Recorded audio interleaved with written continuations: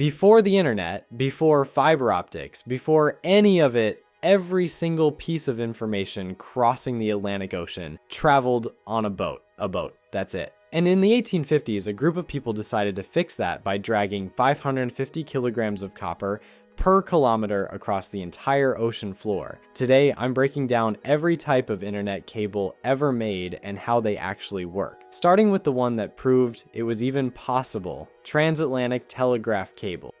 In 1856, sending a message from London to New York took 2 weeks minimum, not because the technology was slow, because the technology was a ship. Every stock price, every diplomatic letter, every piece of breaking news had to physically sail across the Atlantic before anyone on the other side could read it, which is, not ideal. So the Atlantic Telegraph Company was founded with one absolutely insane goal: lay a copper cable across the bottom of the ocean. The cable was a 7-strand copper core wrapped in gutta percha insulation, tarred hemp, and 10 steel armor wires. The whole thing weighed nearly 550 kilograms per kilometer. They were essentially trying to thread a 1,600-mile necklace across the Atlantic floor using 1850s technology. The first attempt in 1857 failed after just 380 miles when someone messed up a brake operation and snapped the cable. Great. Add that to the list. But here's where it gets interesting. They kept trying, and in 1866, a single ship called the Great Eastern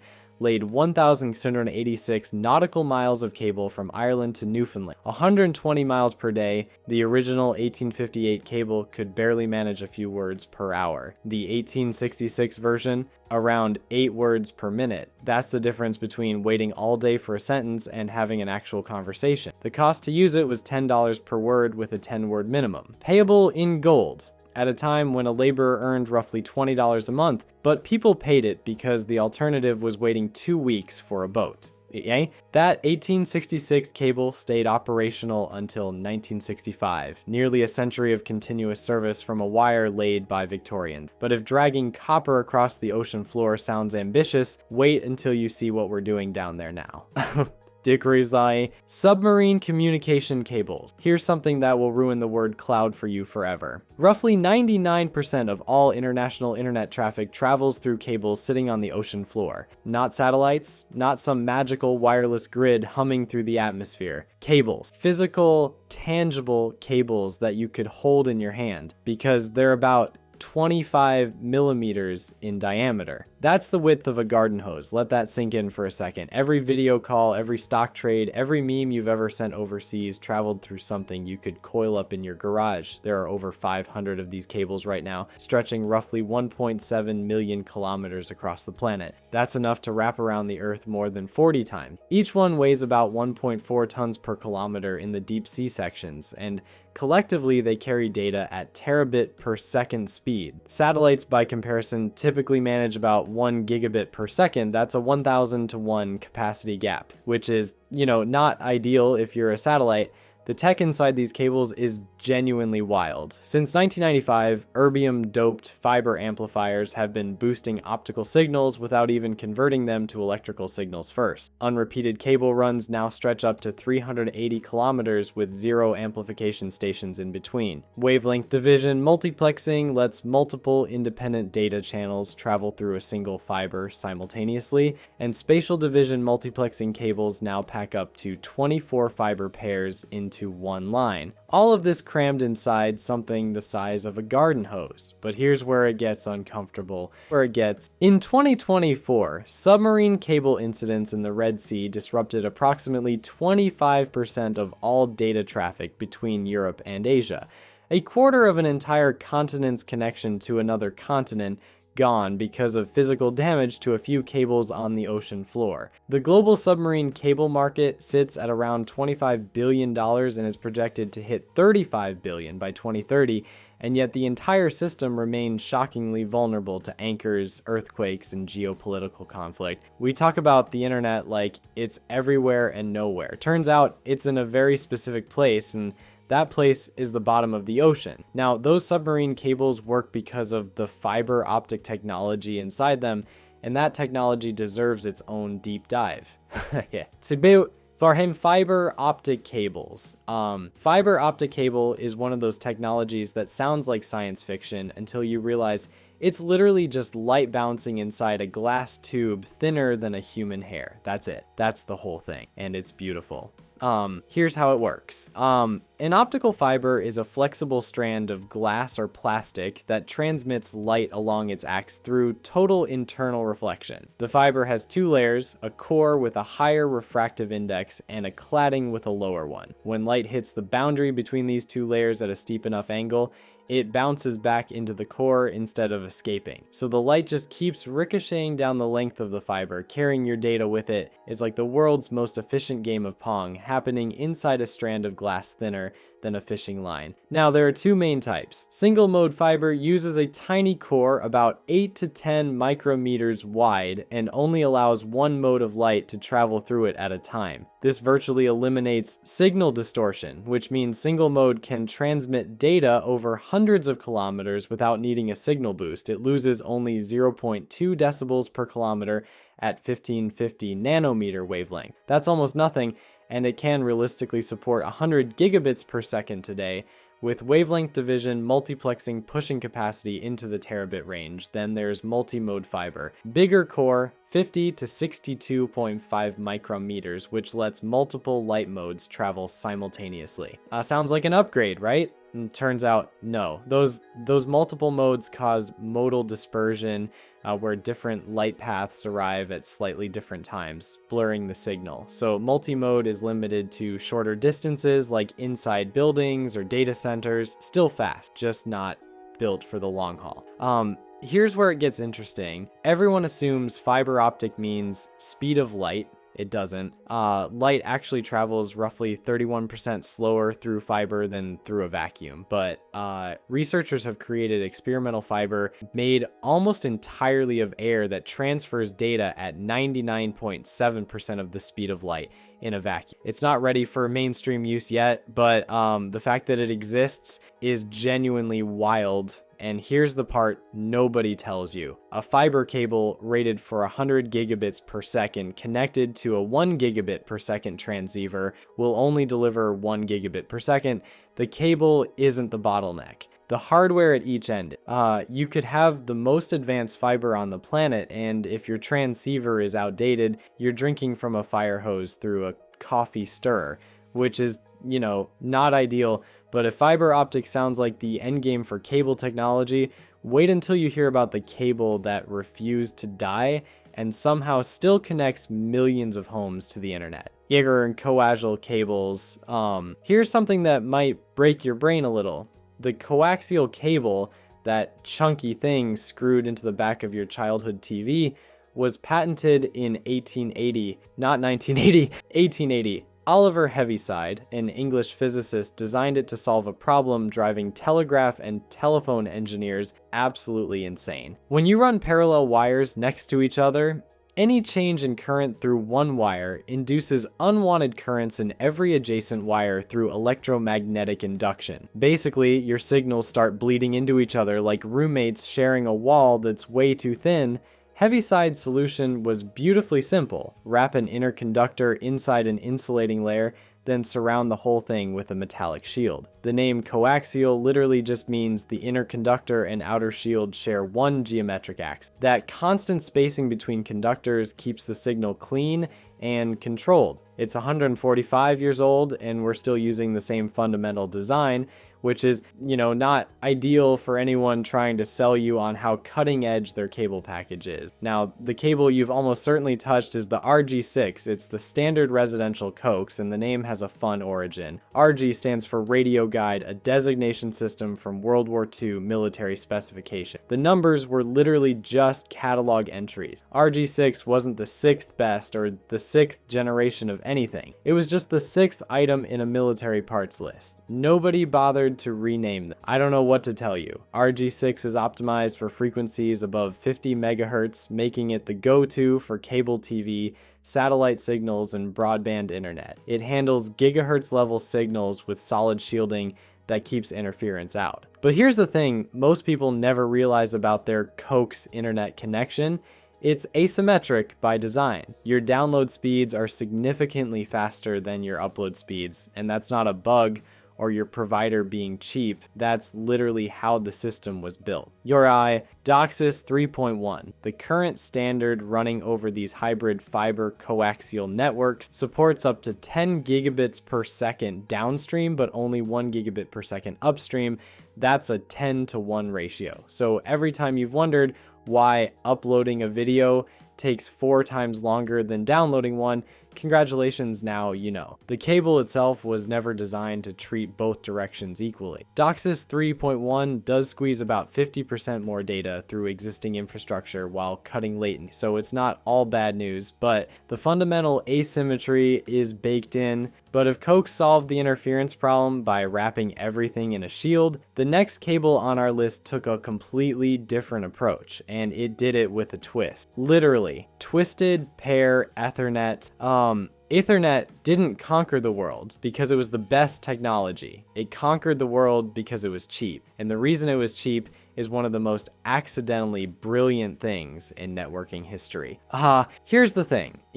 Robert Metcalfe invented Ethernet at Xerox PARC back in 1973, and originally it ran over coaxial cable. Thick coax, thin coax, the whole deal. But the real explosion didn't come from some breakthrough in engineering. It came from a phone company getting broken up. When AT&T was deregulated in 1982, something funny happened. Buildings all over the country suddenly owned their own telephone wiring. All that surplus copper just sitting in the walls doing nothing.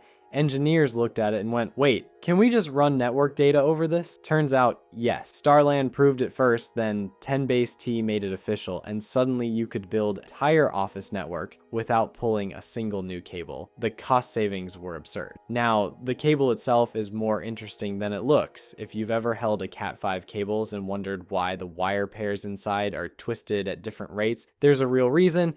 Each of the 4 pairs uses a different twist pitch, specifically to minimize crosstalk between pairs. The tighter and more varied the twist, the less the signals bleed into each other. And here's the satisfying part. The exact pitch isn't specified in the standard. Manufacturers figured that out themselves, which is why cables from different brands can look different inside but still meet the same spec. Cat5 was the workhorse for years until it was replaced by Cat5e in 2001. The upgrade improved crosstalk mitigation, though most Cat5 cables already met Cat5e specs anyway. They just didn't have the certification sticker. Cat6 pushed bandwidth to 250 MHz, but only supports 10 gigabit speeds up to 55 meters. Cat6a fixed that, restoring the full 100 meter distance for 10 GB. But here's where it gets weird. There's a counterfeit cable problem. Actual counterfeit Ethernet cables flooding the market, made with copper-clad aluminum instead of pure copper. They look identical, they test fine for about 5 minutes. Then they fail, corrode, or create fire hazards. So if you're buying bulk Ethernet cable and the price seems too good to be true, it probably is. Oh, and 3 rules you never break with Ethernet. Maximum segment length is 100 meters, bend radius must exceed 4 times the cable's outer diameter, and you never untwist more than 13 millimeters of wire at termination. Violate any of those and your performance falls off a cliff, which is, not ideal. But if you think repurposing phone wiring for data was clever, wait until you hear what DSL did with the exact same copper lines, because that story is even more ridiculous. DSL phone line. Your phone line has been wasting 97% of its potential for its entire life. That's not an exaggeration. There are over 600 million copper telephone lines installed worldwide, and every single one of them was built to carry voice. Voice calls use a frequency range of 0 to 3.4 kilohertz. The wire itself can handle up to 1 megahertz. That means the vast majority of the wire's capacity has been sitting there, completely unused for decades, just vibing, doing absolutely nothing. DSL is what happens when someone finally notices, here's how it works. Analog modems played by the rules. They obeyed the POTS frequency guidelines, which stands for plain old telephone service, and maxed out at a blistering 56 kilobits per second. DSL looked at those guidelines, said no thank you, and started transmitting digital data at 26 kilohertz and above, using the frequencies that voice calls never touched. The copper was always capable of carrying internet data. Nobody bothered to use it, but you can't just shove internet data down a phone line without wrecking your calls. That's where the POTS splitter comes. It's a low-pass filter that strips away all the high-frequency DSL data and only passes the low voice frequencies through to your telephone. So you get internet and phone calls at the same time on the same wire, which is, actually pretty clever. Now for the part that made millions of people furious without understanding why. ADSL delivers anywhere from 1 to 24 megabits per second download and 128 kilobits to 3 megabits per second upload. VDSL2 can hit 300 megabits per second, but only if you live within roughly 300 to 1,000 meters of the street cabinet. Beyond that, speeds fall off a cliff. Two customers on the exact same plan paying the exact same price can get wildly different speeds because performance depends on copper quality, distance to the exchange, corrosion, bad splices, and whatever ancient wiring is rotting inside your walls. So if you ever wondered why your neighbor's internet was faster than yours despite being on the same provider, now you know. His copper was just less terrible. Engineers weren't done squeezing blood from this stone though. Bonded VDSL takes two copper pairs and joins them into a single logical pipe, nearly doubling the bit rate. Combine that with vectoring, which cancels out crosstalk interference between neighboring lines, and you're pushing close to 300 megabits per second. Then there's GFast, which pushes the signal spectrum to 200 megahertz and targets 500 megabits per second to 1 gigabit per second over copper loops under 650 feet. That's near fiber speeds being squeezed out of infrastructure originally designed to carry your grandmother's phone calls. Century-old copper pulling gigabit duty, I don't know what to tell you. But if you think cramming internet through phone lines is a creative use of old cable, wait until you see what engineers did with the cables inside your actual computer. Ribbon cable. The same cable architecture that helped put humans on the moon ended up connecting your childhood CD-ROM drive, and that's not a metaphor. Ribbon cables were invented in 1956 by the Secoil Corporation, built specifically for IBM's mainframe device. Card readers, punching machines, equipment where space was so tight that a regular round cable simply wouldn't fit. The solution was to lay copper wires side by side in a flat strip, like piano keys frozen in plastic. NASA took one look at that design in the 1960s and immediately adopted it for Apollo hardware. Then, a couple of decades later, that same flat cable concept ended up inside every beige desktop PC on the planet, quietly connecting your floppy drive to your motherboard, from lunar module to homework machine, which is, quite the career trajectory. In consumer PCs, ribbon cables handled the connection between storage devices and motherboards through parallel ATA, a 40-pin interface developed by Western Digital and Compaq in 1986. Data transferred 16 bits at a time across parallel copper conductors, all running side by side inside a flat strip of PVC.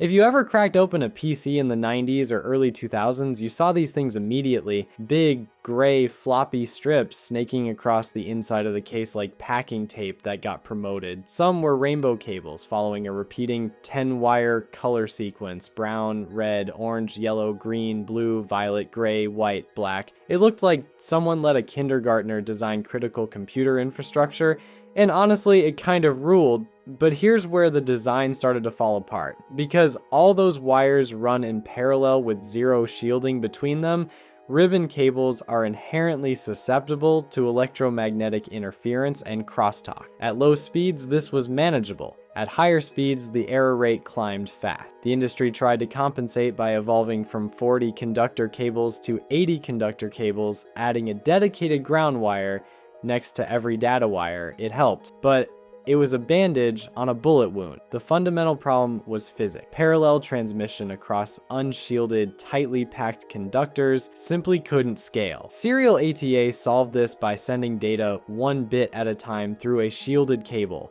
and it won almost immediately. Parallel ATA drives ceased production around 2013. But ribbon cables didn't actually die. They're still in industrial equipment, automotive systems, and embedded hardware, quietly doing The one thing they've always done better than round cables, folding flat and fitting into spaces nothing else can reach. The same trait that got them into IBM mainframes and Apollo spacecraft keeps them alive today. We started this video at the bottom of the ocean with cables spanning entire continents, and we ended up here inside a single machine looking at individual copper wires laid side by side in a strip of plastic. Every cable we've covered exists to do the same thing: move information from one point to another. The scale changes, the physics doesn't. If you enjoyed this video and want to see more, click the video on the screen now.